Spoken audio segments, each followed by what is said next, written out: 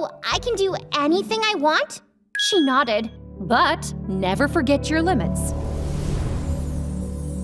A few days later, I strutted into school in full leather, neon pink nails, and lipstick so bright it could be seen from Mars. One look at me, and Luca almost choked on his water. Pretty, huh? I know your mom said freedom, but this screams detention waiting to happen. Rules are for losers, Luca. I'm untouchable. As soon as I said it, the principal appeared and sent me straight to the Dungeon of Doom, aka detention. But I wasn't just gonna sit there quietly, so I climbed out the detention window. The second my feet touched the ground, the crowd outside went wild and I felt invincible. I could totally get used to this.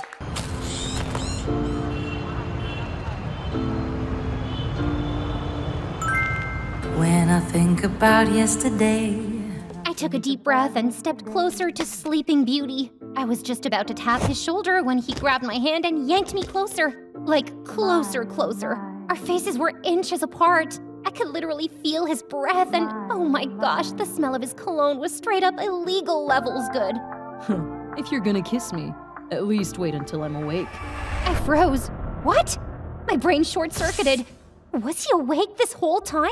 I glanced over at Luca, whose jaw had fully dislocated and was dangling somewhere near his knees. The sheer horror on his face fueled my inner gremlin. I'm Piper. Wanna be my boyfriend? I'm Beck. Let's seal the deal with a kiss. And before I could second-guess myself, I leaned in and kissed him right there. No hesitation. We literally got a standing ovation from everyone at the bus station. Clapping, cheering, a guy yelling, "You go, girl!" It was a whole scene. Meanwhile, Luca looked like he was about to pass out. Hi friends, I'm Piper from New York, and I have only one rule in life. No rules. Like and subscribe to our channel, and let's dive into my epic story. So Dad bailed when I was 4, leaving just me and Mom. Devastated, she threw herself into a nursing job, working crazy hours and coming home too exhausted to function. Then when I was 5, she decided a nanny would fix everything. Spoiler alert, it didn't. The first nanny thought she could boss me around and actually tried to make me eat broccoli. The nerve. I'm not a rabbit! Instead, I turned that broccoli into spitballs and sent her running.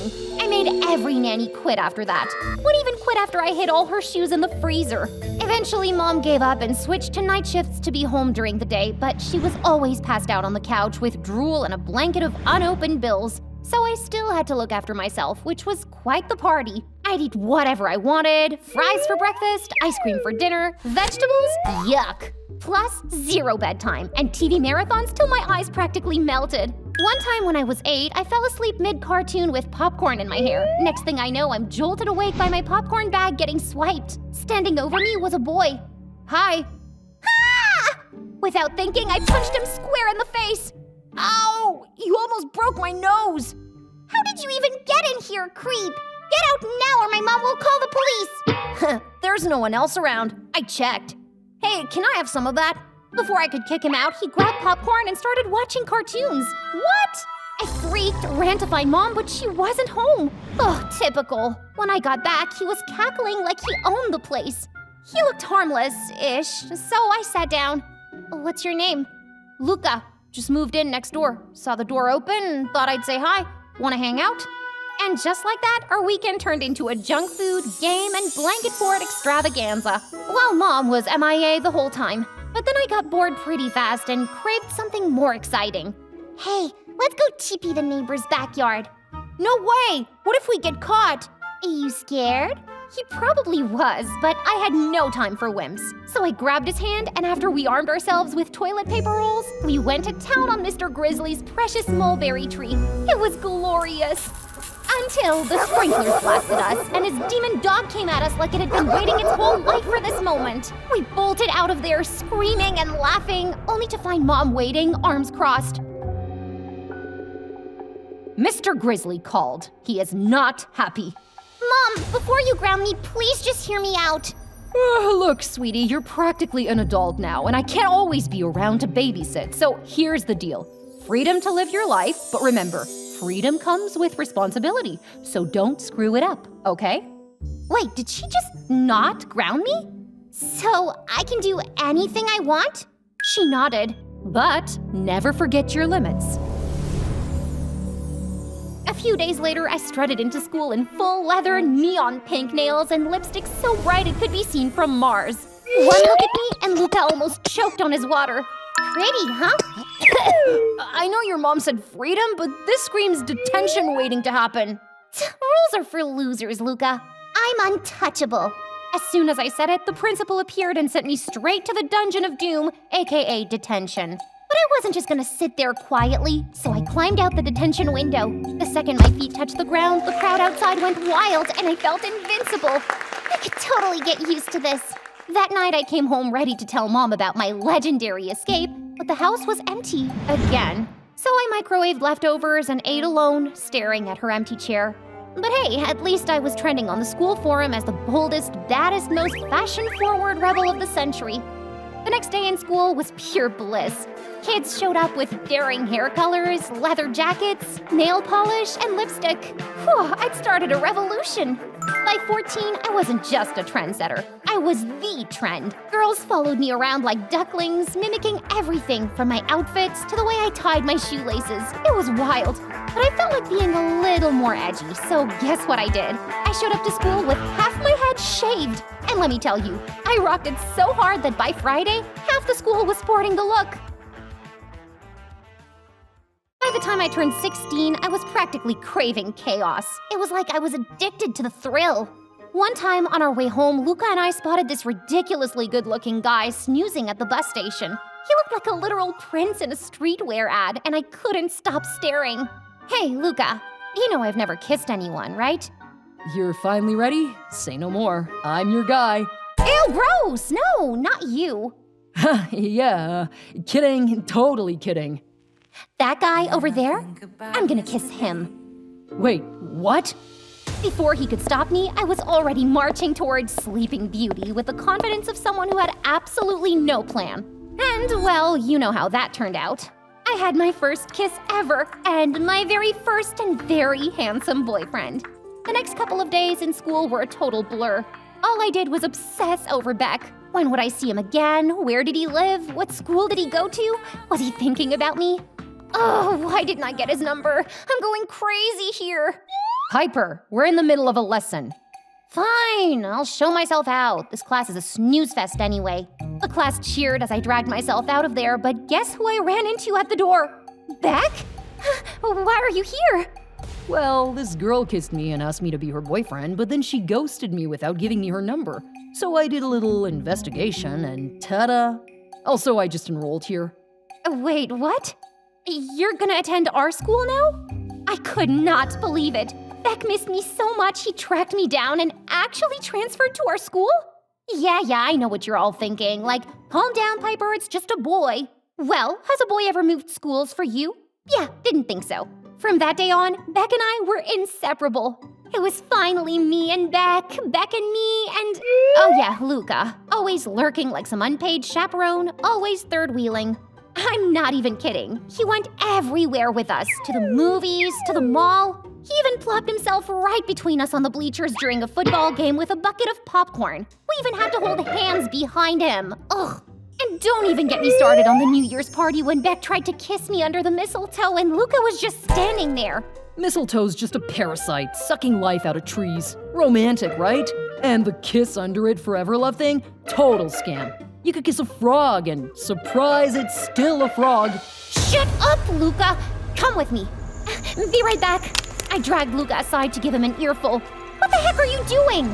I don't know what you mean. This fruit punch is so great. Happy New Year, by the way. Look, Beck and I are trying to have a moment here, so back off. Come on, Piper. Why do you even trust that dork? You hardly know him and he just moved here for you. Sounds pretty sus. I don't care. Just stop. Oh, and Happy New Year. Let's just say the night was a disaster and my New Year's kiss, non-existent. But at least Mom would be home for dinner. Finally, some warm hugs, kisses, and actual human attention. I barely stepped inside the house when Mom bolted out, juggling her shoes. Mom, where are you going? What about dinner? Emergency at the ER, sweetie. Pizza's in the microwave. Be back later, promise. Mwah. She kissed my cheek and sped off like a tornado. Pizza? Great. Except spinach and olives toppings. How did she not remember I hated those? It was like a gut punch. I was 2 seconds away from drop kicking it into the dumpster, tears blurring my eyes when the door creaked open. I spun around, hoping it was Mom. Nope, just Luca. Oh, you. Didn't we just fight? And I'm here to fix it. He smirked, holding up bags of food. Brought reinforcements, barbecue chicken pizza, loaded fries, nuggets, and soda. All your faves. Aw, you're the best. We pigged out, rewatched our favorite movies for the billionth time, and passed out on the couch. The next day, Beck invited me out, and Luca insisted on tagging along, but I said no. After a heated argument, I ditched him. No way was I letting him ruin my adventure with Beck. So I met Beck at the park. Want to do something wild? I was born wild, baby. He blindfolded me. Very mysterious. Very movie moment. When I opened my eyes later, we were in a tunnel with spray cans scattered everywhere. What's this? Graffiti. My kind of thrill. I figured you like to do daring stuff, so what do you think? I grabbed a can, my heart racing. Beck stood behind me, his hand on mine, guiding the spray. Just go for it. Whatever you're feeling, spray it out. And oh, I had feelings. A tidal wave of tension poured out onto the wall as I went crazy, completely lost in the rush. Until... Seriously, Piper? Luca's voice snapped me back to reality. Was he stalking me now? What? It's fun. Wait, did you follow me here? That's lame, even for you. Fun? It's illegal. And yeah, I followed you because Beck's a walking red flag. Luca, go away! You heard her. Leave, dude. Stop being so clingy. Just then, police sirens blared, and the next thing I knew, Beck grabbed my hand and we bolted. My heart raced like never before. Part fear, part thrill, all electric. This was everything I didn't know I was missing. A few days passed without a word from Luca, but whatever. If he wanted to sulk, that was his problem. I was too busy tagging new spots with Beck every day, falling head over heels for graffiti and getting pretty damn good at it. When school started, Beck and I strutted in hand like the power couple we were. All the girls envied me. Life was golden. Until Kendra decided to make her move. Hey, Beck. You know I can do anything, right? I'm not boring like Piper. Piper's not boring. She's fearless. That's why I'm crazy about her. Aw, you guys! He said he's crazy about me. Anything? Even drink toilet water? Oh, please. That is child's play. Show him, babe. Game on. I wasn't about to let Kendra steal my spotlight or my man. I grabbed the cup, scooped toilet water, and held it up like a trophy as the crowd gasped. Sure, it was revolting, but I had to prove. Right as I was about to take the plunge, Luca stormed in, smacked the cup out of my hand, and sent the water flying straight onto Kendra. Ew! You'll pay for this! She stormed off and everyone exploded in laughter, but I couldn't even enjoy it. I was too furious at Luca for ruining my moment. What the hell, Luca? Are you insane, Piper? Toilet water? For him? Newsflash, Beck doesn't even care about you. Oh, and you do? Please, you're just jealous. Jealous? I'm the only one who's been there for you. I didn't ask you to be. I'm not a baby, Luca. That's why my mom gave me freedom. Yeah, your mom, who'd rather be at work than spend 5 minutes with you? Isn't that why you do all this stupid stuff? For attention? Because even she doesn't care? Ouch. His words hit like a slap. Oh, so now you pity me? Screw you, Luca. I don't need your pity. Stay out of my life. I stormed off, fighting tears. How could he say that? How dare he say my mom didn't care about me? That night, Mom didn't come home. Again. I called her, desperate to hear her voice, but of course her phone was off. I took a taxi to Mom's hospital only to hear she was in surgery. So I sat in the lobby for hours, stewing in my thoughts. When she finally emerged, she looked like a zombie from The Walking Dead. Oh, sweetie, why are you here? Did something happen? Mom, Before I could say another word, the hospital speakers blared. Code blue, calling all the nurses to the ICU. She ran off without even a goodbye. I stood there, stunned. Maybe Luca was right. Her work always came first. On cue, my phone buzzed. Beck wanted to meet at our usual spot. I practically sprinted there, and boy was I thrilled to see a stash of spray cans. Perfect. I had a lot to get out of my system. This time we were tagging an office building. Music blasted in my ears as I sprayed away all my anger and loneliness. But then, flashing red and blue lights lit up the walls. I turned in panic, but to my utter shock, Beck was gone. Totally vanished. Seriously? That snake! The cops were on me in seconds, guns drawn. The next thing I knew, I was in the police station and they told me to call my parents. I dialed Mom hoping this would be the day she showed up for me, but it went straight to voicemail. Of course. Then Luca's words echoed in my head. She doesn't even care. He was right. So there was only one person left to call. And a little while later, Luca walked through the door and I broke down, hugging him like my life depended on it. You were right, Luca.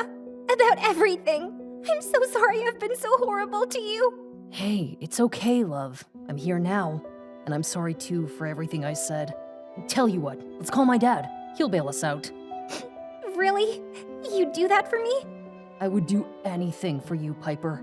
As Luca hugged me, I realized he was the only one who was always there. I was just too blind to see it. That night, I couldn't face going home alone, so Luca's dad let me crash at their place, and I passed out in the guest room exhausted. Sometime in the night, I felt someone lying next to me. I nearly threw punches, but it was Mom. What are you doing here? I saw your calls, and Luca's dad told me everything. Sweetie, are you okay? I broke down. Do you even care about me? I've been so lonely, Mom. Oh, honey, I love you so much. After your father left, I didn't know how to be a good mom, so I just buried myself in work to make money and give you a good life. But I didn't realize I was losing you. I am so sorry. I missed you so much too, but you seemed to be doing so well. It's all thanks to Luca. He's kind of amazing, Mom. Kind of? Then I have to really thank him. And from now on, no more extra shifts. You'll have all of me, my home-cooked meals, movie nights, whatever you want, okay?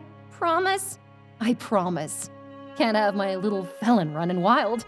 We laughed, and that night, as I drifted off in her arms, I realized I didn't need dares for attention. Everything I needed was right here. The next day at school, I was on a mission to confront Beck. But instead of an apology, I found him locking lips with Kendra. Kendra! Hey, loser! Oh, Piper, this isn't... I thought you were in jail. Oh, you wish I was! Before he could stammer another excuse, my hand collided with his treacherous face. That's for leaving me to rot last night. Then, for good measure, I stomped on his foot with the force of a vengeful elephant. All right, Tiger, you've had your fun. Come on, I want to show you something. Luca led me to the art room, a hidden treasure packed with spray cans, stencils, and blank canvases. What's all this? I thought you hated graffiti. The illegal kind. But I've seen you tag. You're alive, beautiful, and free. Your design's cool as hell. I thought maybe you'd try stencil graffiti, the legal kind. You could go far with this. Butterflies exploded in my stomach. It had been him all along, always there, always paying attention. At that moment, I wanted to kiss him and hug him and never let him go. This felt more real and more grounded than anything I've ever experienced. I'm sorry I didn't notice my feelings sooner, Luca. If it's not too late, can you give me a chance? He didn't answer. He just kissed me, and everything fell into place. Like fireworks, like magic. I loved him.